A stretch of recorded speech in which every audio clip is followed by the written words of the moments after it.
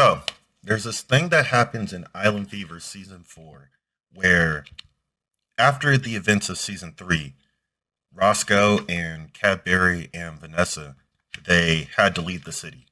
And after they left the city, they had to kind of just go into hiding because they needed to let the heat, that was attached to their name and their likeness kind of die down because they, ran into a whole bunch of different things with the law and they got in a big fight in the middle of the city and they had to essentially, leave and try to find a new place to go. During that adventure outside the city, Roscoe decides to take everybody on a journey to the edge of the island. As they're going on the edge of the island, they ended up seeing a whole bunch of hot air balloons floating in the sky. And to Roscoe, he was like, oh man, this is freaking crazy. And he was super excited about it. And so what he did is he ended up stumbling into a guy that hooked him up with a hot air balloon.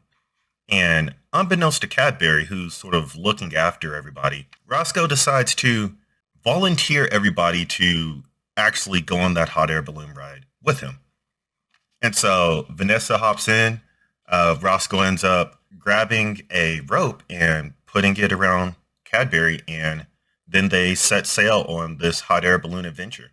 Roscoe has never really been in a lot of places around the island. He's just been to the city and probably a little bit outside the city.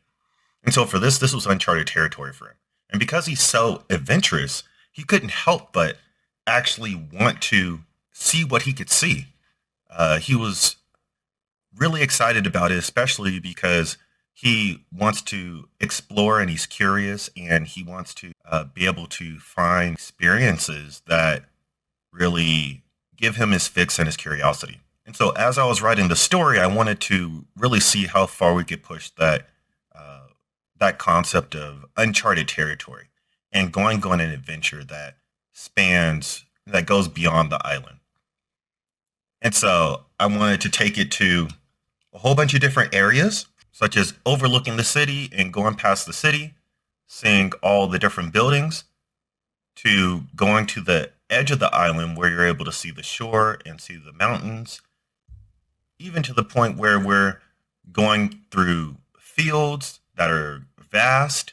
And throughout that journey, they find a whole bunch of different creatures, from mermaids to flying seagulls to even the tree of life. And more importantly, they branch off past the island and they run into mystical creatures like giant squids and octopuses.